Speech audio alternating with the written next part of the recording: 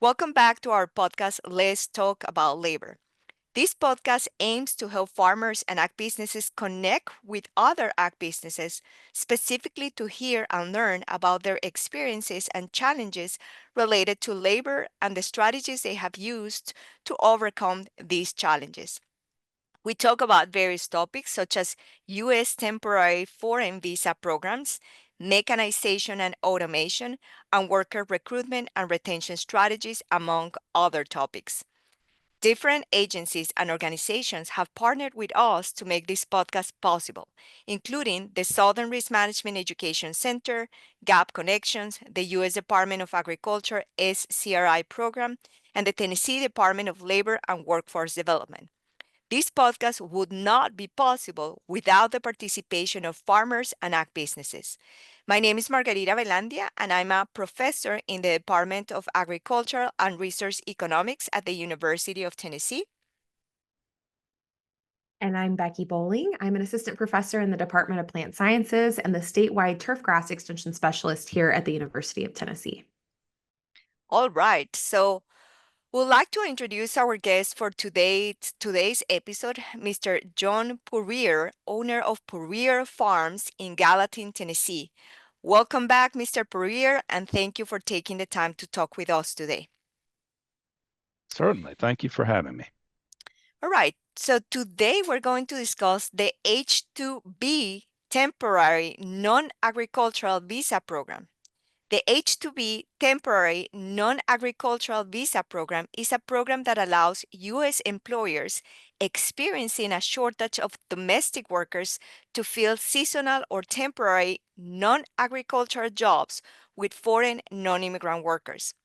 Before issuing an H-2B certification to an employer, the U.S. Department of Labor determines that there are no qualified and available U.S. workers that could perform the temporary labor or services for which the employer is requesting foreign workers, and that employing H-2B workers will not negatively affect the wage and working conditions of U.S. workers and employed in similar positions. This program is unique from the H-2A visa program.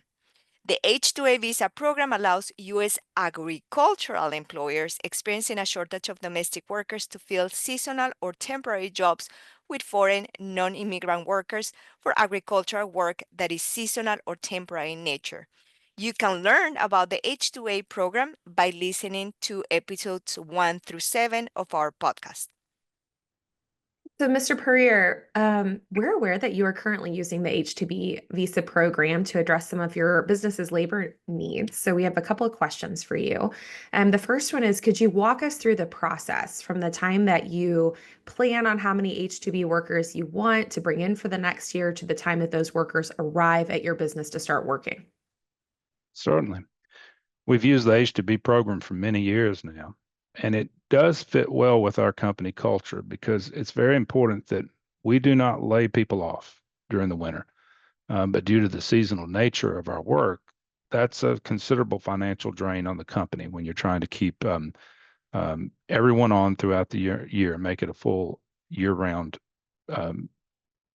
position. The H-2B worker program is an excellent program because by its very design, they are here to work for the 9 months of the season, and then they return home for 3. That's beneficial to them and also beneficial to us. It also helps to fill an area where it's very difficult for us to find general labor. We have to start the process by filing in, I believe it's August or September for the upcoming year. And then we receive a lottery assignment sometime in the first half of January, usually about the second week of January. Now, the lottery assignment, I'll get into in a little bit more detail later, but that is what's contributing to the unreliability of the program. I will say that most of our H-2B guest workers are long-term veterans with us and have been coming up from Mexico for anywhere from 3 to 5 years. That's how long, 5 years is how long we've been using the program. And they're like family with us, and we stay in touch with them throughout the year. They feel a very serious deficit in the workforce because we cannot find local sources of manual labor, particularly if we were to advertise the job as it is, a seasonal nature job that is not there in January or February. Great. So I'm assuming, I mean, there are some complexities of related to the certification process of these guest workers. So do you use a firm business to complete the certification process? And could you give us a sense of the process and general things you need to consider related to housing and transportation of these workers?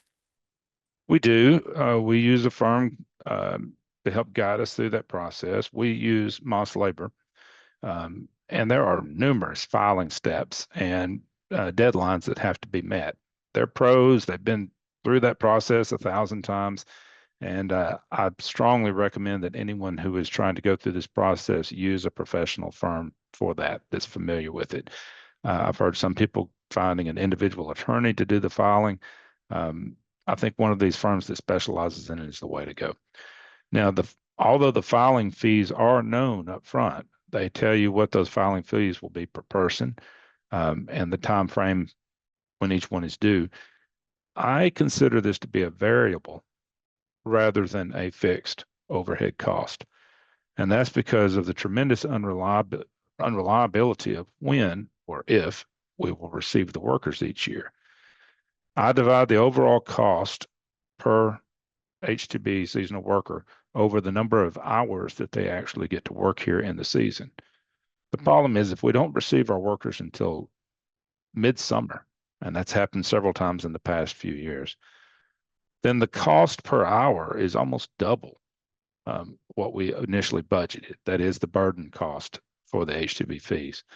It's because they're only working a much shorter number of hours. Maybe they only get in 900 hours up here during the season because they didn't arrive until July. That is the major problem with the H-2B. Another example of this is that we provide housing, which we have to pay on that housing lease, an annual 12-month lease.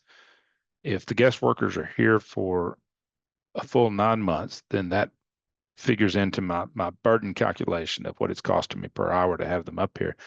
But if they're only here for 6 months, that adds 50% per billable hour to their housing cost.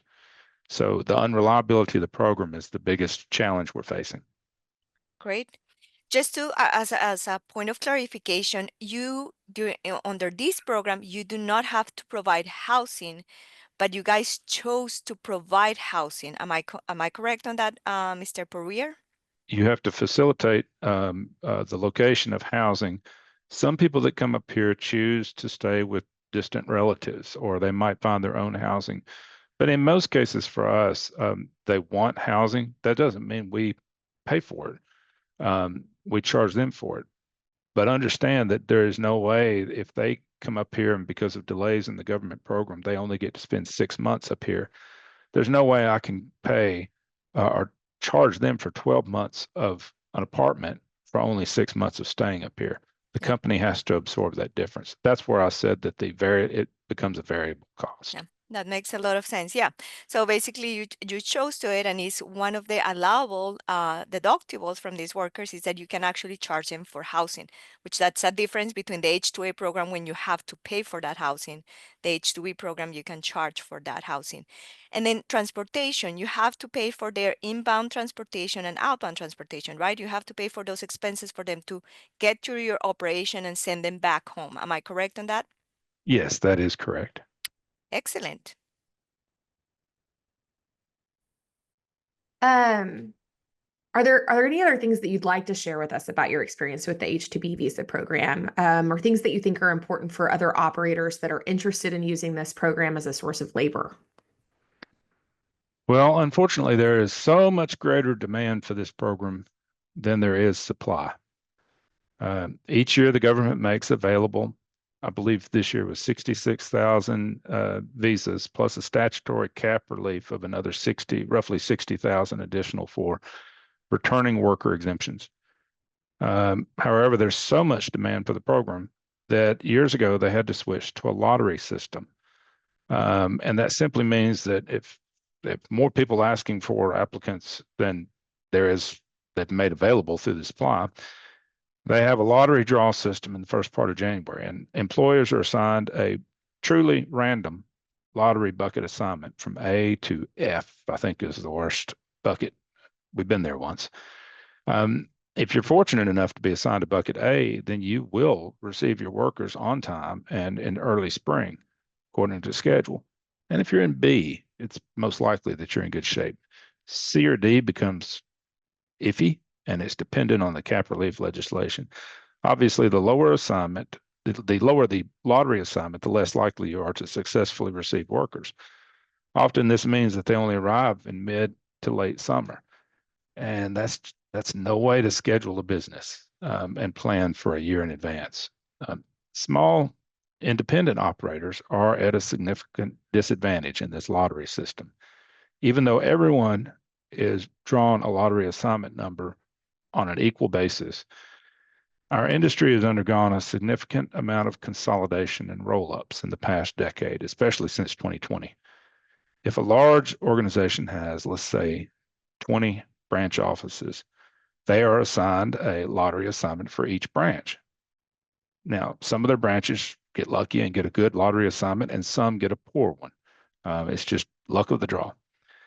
However, once all their branches receive their final results, those organizations can reallocate and shift workers between branches as they could with any other employee, so that every branch receives some workers and no one goes without.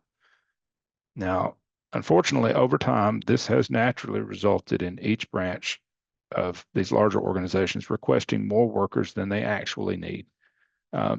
They inflate their applications to state that they might need 30% more. And they do this under the assumption that some will get their draw and some won't, and they'll have to reallocate. But the result is that the number of applications requested has just ballooned. It's expanded. A small independent company only has one shot at the lottery draw. And so I just want people who are out there to understand that is a disadvantage. I'm not saying there's anything wrong or that the big companies are doing anything wrong, but independent operators are at a significant competitive disadvantage in this regard. Excellent, Mr. Puryear. And yeah, you're right about we have that congressional cap, right? That is associated with this program and is part of playing not playing the system, but playing the game with the cap so that you can guarantee that those workers are going to arrive. And then, as you said, that will probably put at a disadvantage some of the smaller businesses. But thank you for clarifying that. So let's finish this episode by asking you what advice you have for those who are just starting to think about the use of the H-2B program as a source of labor. What questions do they need to ask themselves to see if they need to take the next steps to starting using the visa program? Well, my most important parting advice might not specifically answer those questions, but I can say that anyone using the program should not become overly dependent on any one single source of labor, whether it be H-2B or fill in the blank, temp labor or anything else. I personally set a threshold of 20%, and that is that no matter how much my operations folks say we need more H-2B workers or anything, I set a maximum of 20% of our production workforce, and I won't allow our H-2B to be more than that limit. I think good diversification of any portfolio is very important, whether you're talking about financial portfolio or your customer portfolio or your labor portfolio. The H-2B program is a wonderful, although increasingly unreliable, tool in your toolbox. It should be one of several strategies to address labor rather than a single strategy.